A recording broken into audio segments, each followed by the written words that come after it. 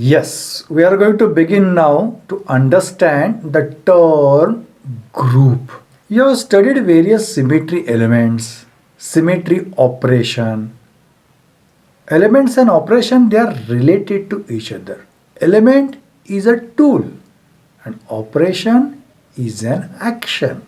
It can be rotation, it can be reflection, it can be inversion, it can be rotoreflection, or it can be doing nothing. That's identity. If I talk about elements, say axis of symmetry means line will be there. Plane means lamina will be there. Let you consider plane along axis or perpendicular to the axis. Center of inversion, a point will be there. Rotoreflection means rotation along axis and reflection through a plane. And identity means do nothing. The whole space is identity. So among them, what is common? A point is common. Point is a collector of all symmetry elements. Point is a representer of all symmetry elements and operations possible on those elements. If we could describe that point, then we could describe the all collection. And collection of all various operations, nothing but group. It should fulfill few conditions. Before that, how can we generate a group? Let we know that. First, I give the examples. Let we know the concept. Then we will come to definition and essential conditions. Let us consider first basic point group. That's a C1. It means there is only one symmetry operation, that is identity. So while representing group, in special bracket, set bracket, group bracket, we will represent operation identity. Group is a collection of all operations, and alone operation or only one operation, that's a group. And it itself is a generator. That we say that identity operation which remains in each and every point group, that is a trivial operation. That is a mandatory operation. Let me consider one of the group of Cn category. Say C3. It means identity and operations due to C3 should be there, which are unique. Which operations will be unique? C31 and C32. How many total operations are possible? 3. Which are those? Identity, C31 and C32. H is equal to 3. Order of this group is equal to 3. How can I generate this group? Only by means of C31 operation. I can obtain all operations. How? C31 means rotation by 120 degree. Other operation C32 rotation by 240 degree. 2 times 120 degree means 240 degree. So I can generate C32. How can I generate identity? C31 rotation by 120 degree. C32 rotation by 240 degree. C33 rotation by 360 degree. That is identity. So for point group C3, who is a generator? C31 is a generator. It is a one operation which can obtain all other operations. Let us consider one more example. C2V.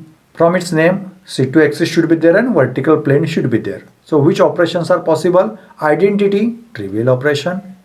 C2, that's the C21, and two vertical planes, sigma and sigma dash. Or I can represent 2 sigma v. How can I generate all operations? I can generate all operations by means of C2 and one of the vertical plane. To generate C2, I need to consider C2. To generate vertical plane, I have to consider vertical plane. To generate other vertical plane, no need to consider that separately vertical plane. From C2 and sigma v, we can generate other vertical plane. Yes, C2 into sigma v is other vertical plane, that's a sigma v dash. Or C2 into sigma xz is equal to sigma yz. How can I generate identity from C2? I can generate C22 means identity 2 times 180 degree rotation, or 2 times reflection means also identity. So identity can be generated by C2 or sigma v.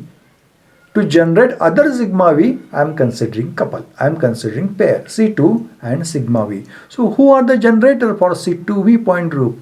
The principal axis C2 and one of the vertical plane. In general, if C and V if we consider, then Cn will be the principal axis and vertical plane by which we can generate all other operations. Are you getting the concept of generator? Let us know generators for one more example. Say C3V. C3V means principal axis should be the C3 and vertical plane should be there. And in true sense, identity trivial operation, C3 has two unique operations C31 and C32 and three vertical planes sigma, sigma dash and sigma double dash or 3 sigma v you can consider. Total 6 operations are there. So H is equal to 6 for C3v point group. How can I generate all operations? If I have to generate operations from axis, then I have to consider C31. C31 itself can generate C31. For C32, C31 2 times I have to apply. For identity, C31 3 times that we discussed. So C31 is necessary generator.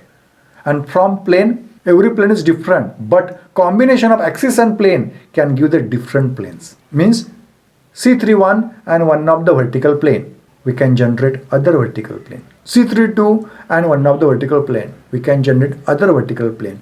What should be their combination? Who will come first? That we are going to discuss. So multiplication of various operation is a concern at this moment you may be feeling. But we are going to cover that point in multiplication table. But time being, remember, if we consider C31 and one of the vertical plane, we can generate all the operations in C3V. So in general, for CNV point group, generators will be CN1 and vertical plane. Here I represented few point groups in the green arrow, and to the right side by a white font I represented their respective generators. First, C1 point group, generator is identity. For a Ci point group, generator is inversion operation. For a Cs point group, general reflection operation is a generator. For a Cn point group, Cn1 is enough to generate all operations, whatever may be the order for the n. CNV point group, Cn1 and sigma v are generators. Means what I want to say? Cn1 has a one operation and one of the vertical plane is enough to generate all operations possible in CNV. And last, for CNH point group, Cn1 and sigma h horizontal plane are sufficient to generate the all operations. So students, the concept of point group and the generators of the point group I hope is clear to you. Let us define the term group.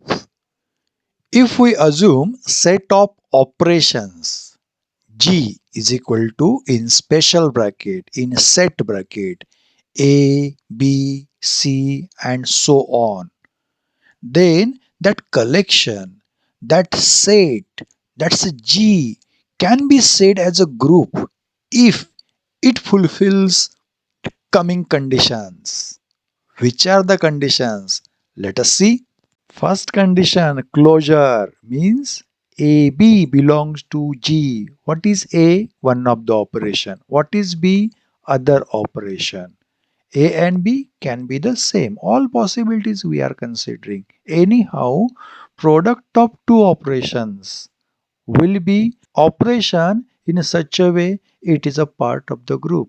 It belongs to group. This condition of product satisfaction, multiplication of operations satisfaction is called as closure. First condition, keep in mind.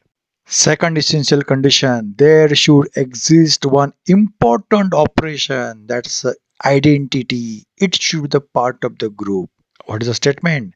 There should be an operation E which belongs to G in such a way A into E is equal to E into A. A is one of the operation which belongs to G. Existence of identity is one of the important process in the group. It is essential condition to form a group. Third essential condition to form a group is fulfillment of associative law. A into BC is equal to AB into C, where A, B, C belongs to group and all are operations associative. If it is fulfilled, then that can be said as a group. Important condition. Last, fourth condition, essential condition to form a group is existence of inversion operation. There should be an operation A inverse which belongs to G in such a way that A inverse into A is equal to E. That's the identity. For all A belongs to G. Means whatever the operations we consider in a group, inverse operation or opposite operation should be the part of the group. Means if I rotate the molecule by 120 degree means C31 operation, then there should be the operation which will say rotation by minus 120 degree. That is a C32 operation because C31 and C32 are inverse to each other. 120 degree and minus 120 degree can cancel each other. See, minus 120 degree means rotation by 240 degree. That's a C32. It's one of the example that I had given. So if I have to sum up, four essential conditions are there to form a group. First condition, closure.